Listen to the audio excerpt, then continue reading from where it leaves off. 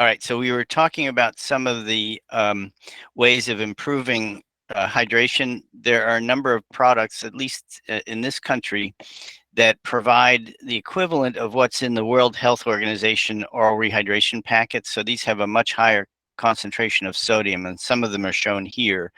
You likely have different products in Denmark. In terms of activity, as I mentioned earlier, we want to avoid the excessive bed rest and excessive sleeping, long durations of sleeping. But some people are quite somnolent at the beginning of the illness, and this is unavoidable. So we break up the period of sleeping to make sure people are hydrated.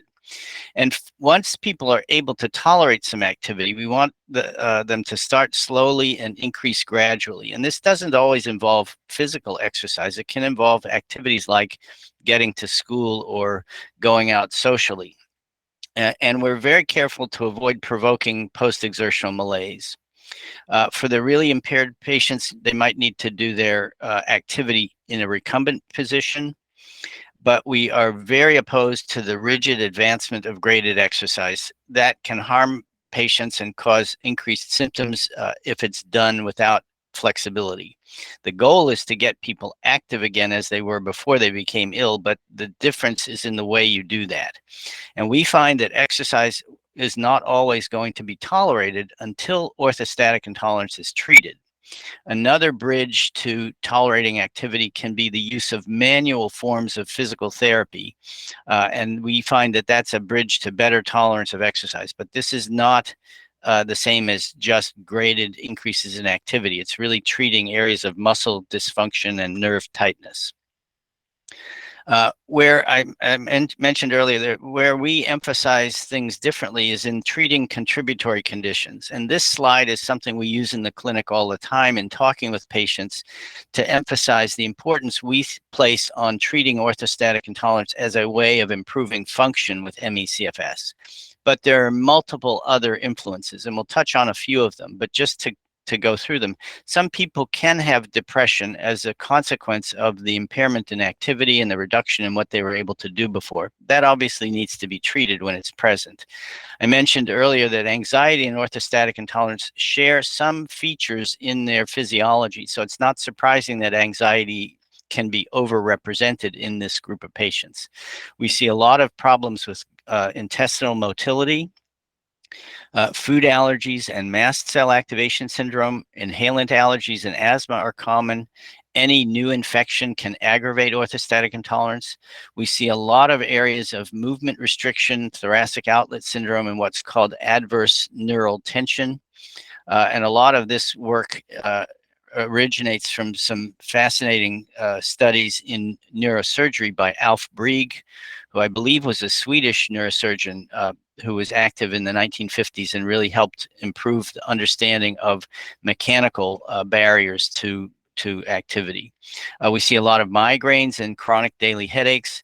And then there's a subset of patients who have a variety of different neuroanatomic problems as the cause of their orthostatic intolerance. And this can include Chiari malformation, cervical spinal stenosis, and either atlantoaxial or craniocervical instability.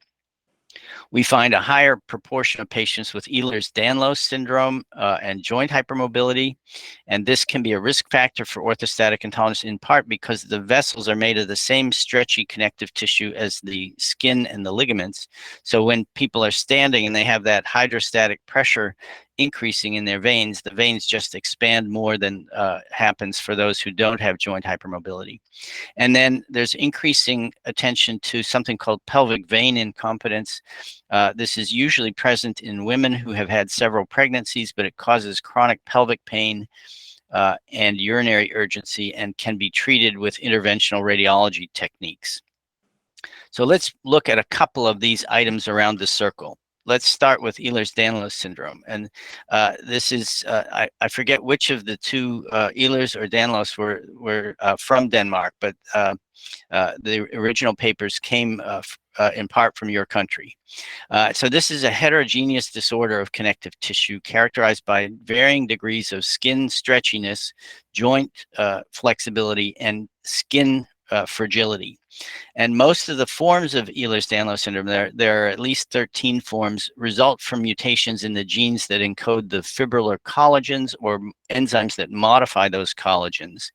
And because collagen provides strength and structure to essentially all tissues and organs throughout the body, EDS, by definition, is going to have widespread clinical manifestations. And these are patients who can get early varicose veins and easy bruising. But in many of the monographs on this topic from a couple of decades ago, fatigue and widespread pain that overlap with CFS and fibromyalgia were really quite common. And at that time, they were thought to be just untreatable features of this genetic condition. One of the ways we look quickly at the degree of joint flexibility is the Beighton score, shown here. You get a point on each hand for the ability to bend the fifth finger back past 90 degrees, 1 point on each side in panel B for the ability to bring the thumb to the forearm, a point on each side for more than 10 degrees of hyperextension at each elbow and each knee, and then the 9th point is shown in the bottom right slide, placing the palms flat on the floor. A score of 4, and some would say 5 or higher, counts as joint hypermobility. And patients who can do that with their joints often can do other tricks, like you see here with the fingers, putting the leg behind the head. They can have increased stretch marks even without excessive weight change. They can get these bumps at the heel called pisogenic papules, and they can have very delayed wound healing and even dehiscence where the wound separates and the sutures come apart. We had noticed that we were seeing more patients with Ehlers-Danrose syndrome in our chronic fatigue syndrome clinic than we would expect by chance. And so we looked more carefully using Beighton scores at the next 100 adolescents that we saw over a year, and we identified 12 with Ehlers-Danrose syndrome, which was way more than you'd expect from the population prevalence, which is not even 1 in 200. At the time, it was thought to be 1 in 5,000, but that was an underestimate.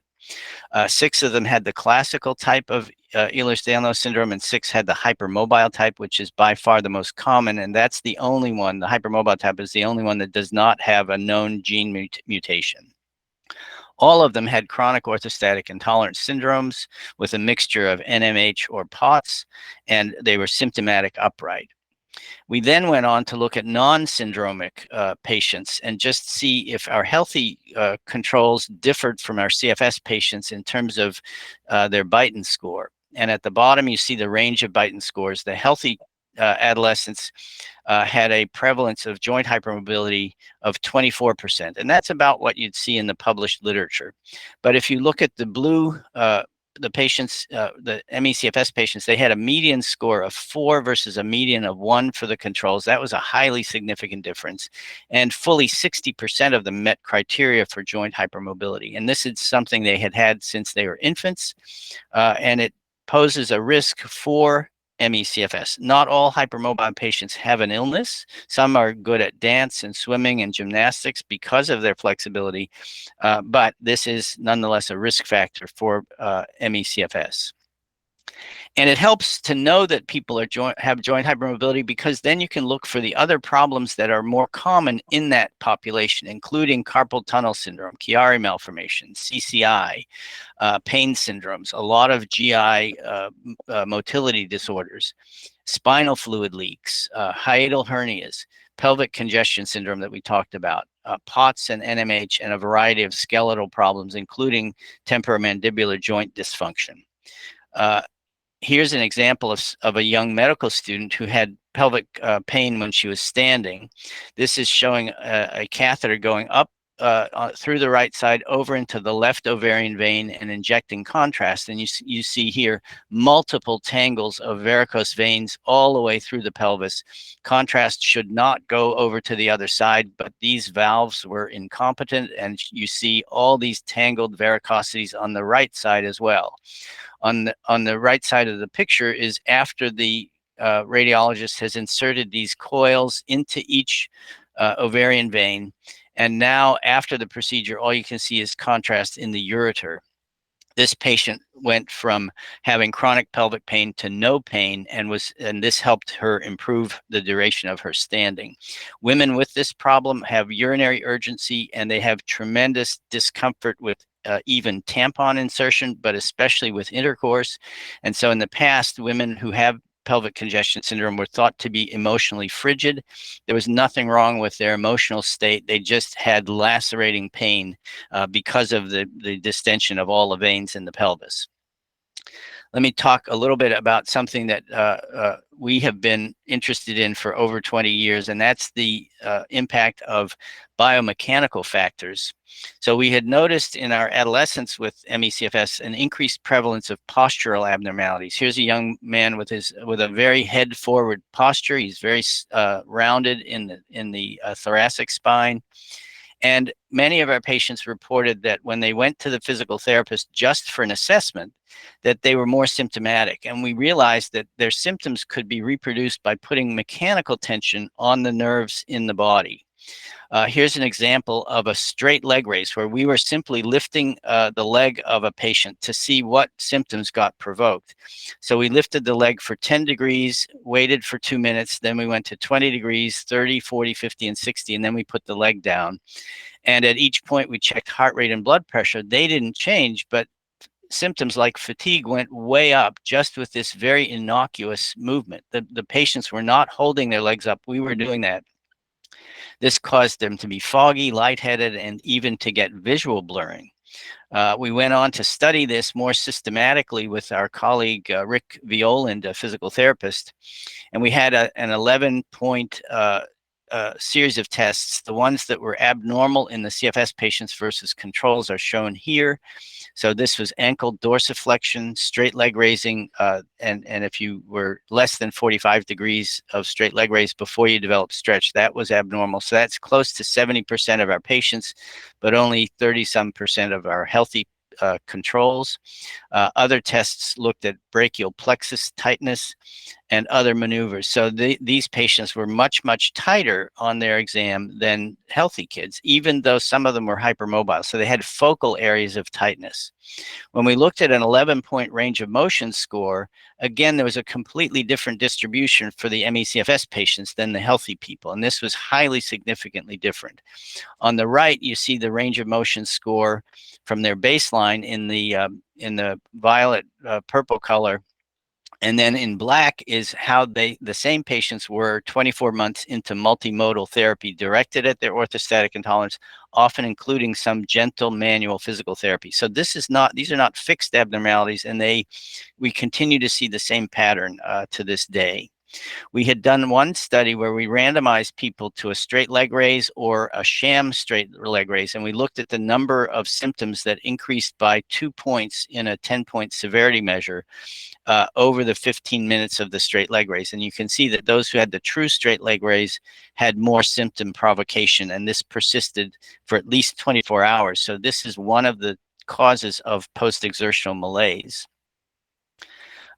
I want to just briefly mention something about food allergies and mast cell activation. We find that in our patients, 30% of them meet criteria for a delayed intolerance of cow's milk protein. So these are patients who don't have anaphylactic reactions to milk, and the symptoms that tell us that they might have an intolerance of cow's milk are epigastric or upper abdominal pain, gastroesophageal reflux, food coming back up, and early satiety. And in this study, we had to see that they had improvements in these symptoms on a milk-free diet, and at least 2 recurrences when they were re-exposed to milk. And what we found was that the ones who were milk sensitive had worse quality of life at baseline, but not 6 months after we started them on a milk-free diet, as well as treating their other problems. And so this shows you the improvement. So this is a very simple measure. We don't remove milk from the diets of all of our patients, but we try it if they have those 3 main upper gastrointestinal symptoms. We'll talk in a bit about mast cell activation. In terms of the neuroanatomic problems that people wanted to talk about, let me tell you about a 15-year-old who was in our clinic. She'd had a little bit of separation anxiety when she began schooling, but really was fine afterwards, enjoyed school, and at 12 had a gastrointestinal viral infection, and after that had fatigue, lightheadedness, very high heart rate, brain fog, aches and pains, only occasional headaches. And by 15, she was really shifting to part-time school attendance and was unable to attend after she turned 16 due to fatigue, this free-floating anxiety, lightheadedness, and brain fog. Here's her standing test. We limited it to 5 minutes because she was so symptomatic, and noticed that her heart rate went up 64 beats per minute, easily meeting POTS criteria, but it also provoked her headaches and fatigue and shortness of breath. We could not get her better using the medicines for orthostatic intolerance or the medicines for anxiety. Her physical therapist noticed that she had some tension in the neck muscles and asked us to repeat her neurologic examination. And she had an intermittently positive Hoffman sign, which is a measure where you flick the end of the middle finger and you look for constriction of the thumb and first finger. And that was abnormal and warranted some MRI studies. The family history is probably something we should have paid more attention to, because her mother had congenital cervical spine stenosis, or narrowing, and she'd undergone 2 surgical procedures for degenerative disc disease at quite an early age. And on her MRI, this girl had congenital narrowing of the cervical spine, shown here, with very little white spinal fluid on either side of the spinal cord. And then at C6-7, there was a bulging disc shown here that was compressing the cord. She had gone to an orthopedic spine surgeon who said, I don't know much about your fatigue and tachycardia, but if we don't fix that bulging disc and you get into a car accident, you will have neurologic problems. So he did a disc replacement. And within 2 months, this girl knew she was much better. She started taking a job as a dog walker when she had previously just been housebound. She was able to expand her activity. Her anxiety was better. Her tachycardia and lightheadedness improved. She resumed her education. 6 months after the surgery, she took a job in the Colorado Rocky Mountains at a dude ranch, where she got up at 6 in the morning to saddle horses, would take people out on a horseback ride in the mountains, and then would help with unsaddling the horses, cooking dinner, and was really fully active. And she's now 6 years out from the surgery. She finished college. She was able to work part-time in a retail job while in college and do wedding photography for 12 hours on a Saturday. So she had a very complete improvement in all of her ME symptoms just from treatment of this area of disc bulge. And here is her post-surgical standing test, showing the resolution of her POTS. So we published her case and 2 others that were very similar. And we look very carefully at the neurologic examination to identify this problem. So this isn't craniocervical instability, but it's a different compression of the nervous system. And we'll talk a little bit more about CCI later. Dr. Fraser Henderson has been a leader in the neurosurgical treatment of those with Ehlers-Danrose syndrome. This is from a paper that we did on the improvement in refractory syncope and presyncope when they had atlantoaxial or C1, C2 instability. And you can see that before surgery, many of these 20 patients had daily episodes of fainting, or had them multiple times a week, or at least once a week. And afterwards, you can see the shift that very few of them still had that much syncope. We didn't obviously stop them from having EDS, so they still had lots of symptoms, but most would elect to repeat the surgery if given the chance. Let me talk now about medications. This is the diagram we've been coming back to about the mechanisms of orthostatic intolerance. So if you have a defect in your ability to vasoconstrict, we want to add a vasoconstrictor drug. If you have a low intravascular volume, we want to give you something that expands blood volume. And then if you have an increased sympathoadrenal response to the reduction in brain blood flow, we want to try and lower the heart rate or lower the release and effect of adrenaline and noradrenaline. So this is a list of the vasoconstrictors, and I've got a reference at the end that will provide you with the dosing. But we use a lot of midodrine, and then the stimulant medications like methylphenidate or Ritalin. The SSRI medicines can have some effect on vasoconstriction. Volume is expanded primarily with sodium orally, occasionally with IV. Fludrocortisone is the mainstay of the volume expander medications. And then for drugs that lower heart rate, beta blockers are helpful. And ivabradine has been a newer addition in the last few years that has been quite helpful. And pyridostigmine bromide has a role. People often ask, well, how do you select from those initial treatments? And there are some who use an algorithmic approach shown here. This is from the Mayo Clinic in the United States. For their patients with POTS, they'll give everybody a beta blocker first and then an alpha agonist or midodrine next. They use the Florinef or fludrocortisone later and rarely use some of the medications that we use actually quite commonly. I prefer a more individualized approach where you take into account how the patient is doing with regard to their blood pressure, their heart rate, and other clinical clues. So if they have a fairly low blood pressure, especially if they're below 100, we begin them first on fludrocortisone or midodrine. If they have an increased heart rate at baseline, a beta blocker can be good, or ivabradine, especially if the heart rate is above 100 at rest. And then if they have an increased intake for salt, and one boy used to put salt on his hand and lick it, that patient is going to get fludrocortisone, which helps the kidney hang on to sodium. If they have comorbid headaches, a beta blocker can treat both the orthostatic intolerance and the headaches.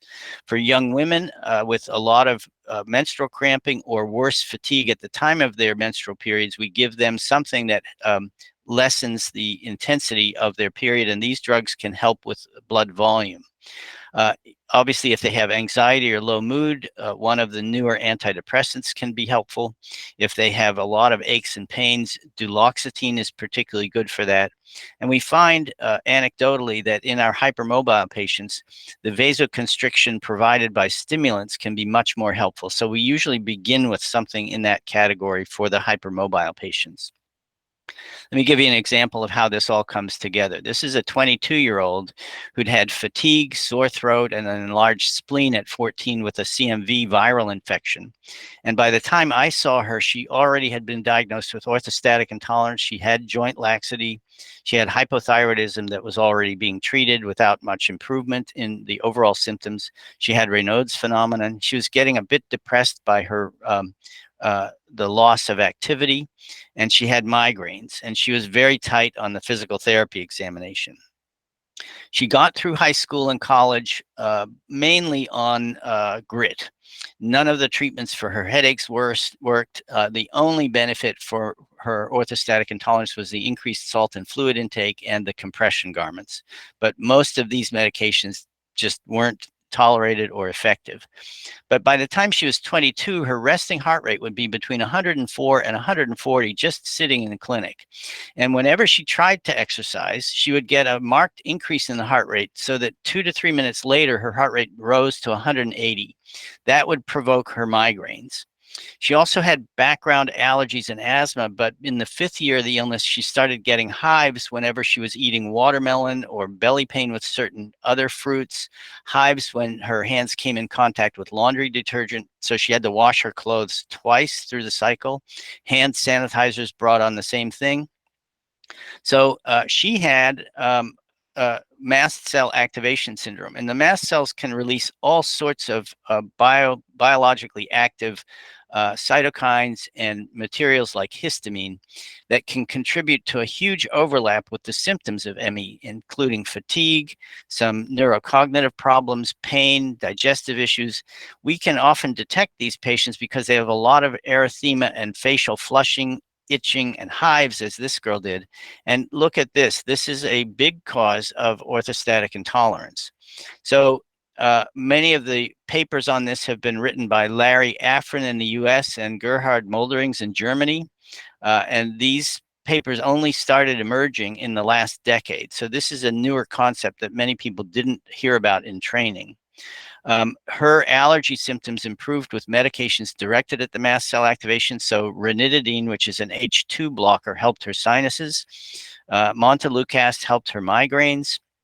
Quercetin, which is an over-the-counter supplement, helped her energy. We started her on desmopressin to help with lightheadedness, but her heart rate was still elevated. And so then came ivabradine on the market. And here's what happened as we increased her dose. At rest on no medicine, her resting heart rate was 115, and it would go up to 180 in 2 minutes when she was on the elliptical machine, and she would provoke a 2-day migraine. So this was not helping her to try to exercise. As we increased the dose, her heart rate started coming down, and at 10 milligrams twice a day reached a normal rate of 72.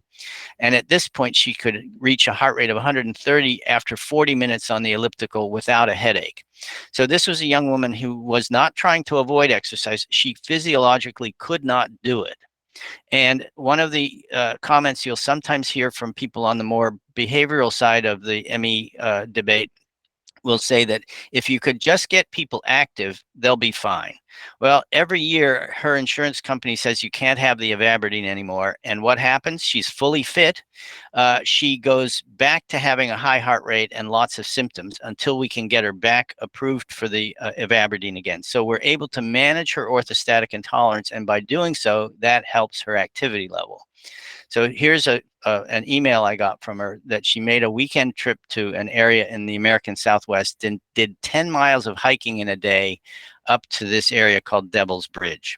So I think this is an important point that contrasts with some of the older information on orthostatic intolerance. I've got a summary, but then I've got 2 cases I want to show you if we've got time. So the management of orthostatic intolerance requires a lot of attention by the patients and the practitioners to the factors that provoke their symptoms. You have to be willing to try several medicines before you find a good fit. And you have to have a realization that medicines can often treat symptoms, but don't necessarily cure the underlying condition. And this needs to be one part of a comprehensive program of care. The open access contribution that many of us put together a few years ago is available in Frontiers in Pediatrics. It's free of charge, and this has a lot of information on the dosing of the medications that we've talked about. There are a number of web resources. I've done a longer talk on managing orthostatic intolerance that's available on YouTube. There are a variety of patient organizations listed here where you can find very good talks to look into these topics in greater detail. These are some of the webinars I've done, so we'll make them available to people and the slides available. And our work has really been supported by a lot of private philanthropy, so we thank all of these folks. And if we've got a minute, I just want to show you a couple more cases. So this is a young man who got ME/CFS symptoms after COVID. When we saw him, he had not an elevated Beighton score, but a mild increase. He had very brisk reflexes and a positive Hoffman sign. He was very tight on his examination, and his histamine level was elevated, making us think he had mast cell activation.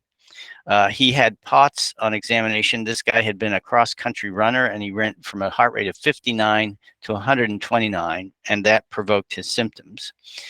We could not get him much help with the medicines that you see at the top, but he had a bit of benefit from clonidine at night. That helped his sleep and his cognitive function. A low dose of methylphenidate helped his cognition, and he benefited from a low dose of escitalopram because he'd had this sensory overload with the onset of COVID. As he went a year into the illness, he still had fatigue, unrefreshing sleep, and post-exertional malaise. And when he walked for 15 minutes twice a day, his heart rate would still reach 130. So we were very cautious about advancing his activity any further. We treated him for the high histamine with famotidine and a different H1 blocker. And he got some low-dose naltrexone that seemed to help. And by 15 months into the illness, he was starting to turn the corner and improve. And so we sent him to his physical therapist. They addressed the areas of movement restriction, started him on a stationary bike, and advanced that very gradually, aiming to avoid provoking post-exertional malaise. And he was fortunate in that he was able to advance his activity. He did 15 minutes twice a week on the bike in September, 20 minutes 3 times a week in October, a little bit more in November, but that was enough to make him feel a bit of a sense that post-exertional malaise was being provoked. So he waited 2 months before going up further on this. By March, almost 2 years after the onset of illness, he was able to resume the running that he had done before. He's still not back to his pre-illness level, but this is the example of advancing the activity when it's tolerated to avoid provoking post-exertional malaise. And the last patient I want to present is a nurse who had craniocervical instability. She had been quite flexible as a child, making us think that she had Ehlers-Danrose syndrome. She developed POTS in adolescence, had a lot of seasonal allergies, and had very difficult response when she was tried on allergy immunotherapy. She was working as a nurse in the bone marrow transplant unit at the onset of her ME/CFS symptoms at age 23. She'd had a car accident 3 months before and was doing some rock climbing that might have involved too much neck extension. But over the next 18 months, she had a marked exacerbation in symptoms, and she was really unwell and couldn't continue working. These were her main symptoms. She had fatigue, headaches, neck pain, lightheadedness, brain fog, myalgias, a lot of itching and facial flushing, really a ton of symptoms. And these symptoms led most of the physicians she saw to think that she had a psychosomatic disorder. We paid attention to the fact that with lateral rotation of her neck, she would feel this grinding crepitus in the neck, and her neck and head felt unsupported. Flexion of the neck made her neck pain worse. So we thought she probably had hypermobile Ehlers-Danrose syndrome, ME/CFS, POTS. She had irritable bowel syndrome, allergies and possible mast cell activation, thoracic outlet syndrome, TMJ dysfunction. And we suspected, because of the neck being unsupported, that she had craniocervical or atlantoaxial instability. We had seen her initially by telemedicine, so we then put her in a trial of a hard collar shown here, and looked at her MRI, and you can see her brainstem is sort of kinked forward over this prominent clivoaxial angle, and the distance here is abnormal. I won't go into all of these measurements, but with the hard cervical collar, she had immediate resolution of her headaches and neck pain, and a big improvement in what she was able to do. I won't go through all of these symptoms. When we saw her, she did indeed have a high Beighton score. She had very brisk reflexes and a positive Hoffman sign. Her gag reflex was absent, so she had a very abnormal neurologic examination. How anyone had ever claimed that she was normal or making this up was beyond my imagination. At any rate, the Hoffman sign is this flicking of the distal part of the third finger, and you're looking for this flexion, contraction of the thumb and the other fingers. We did dynamic imaging, so a supine CT scan where she turned her head to each side and had flexion and extension, and she had way too much movement at the skull base, 5 millimeters of movement when the normal is less than 1, and she had excessive rotation of C1 on the C2 vertebrae, which can block blood flow, as you see here in the vertebral arteries, which are going through these openings in the spinous process. So beyond 40 degrees of rotation is when you start seeing impairment of vertebral artery flow. So she had an occiput to C2 fusion in March. Her headache and pain resolved. Her head feels supported, and her tolerance of energy and activity and shopping are better. She's no longer lightheaded. A lot of her other symptoms have improved, including her cognitive function, and she's been able to resume part-time nursing work. Because of her Ehlers-Danrose syndrome, we don't want her lifting patients anymore, so she will likely take more of a research job moving forward, but her quality of life has improved substantially. So I'm going to stop sharing there, Lynette, and see if people have questions. And I'm happy to answer those that have come in.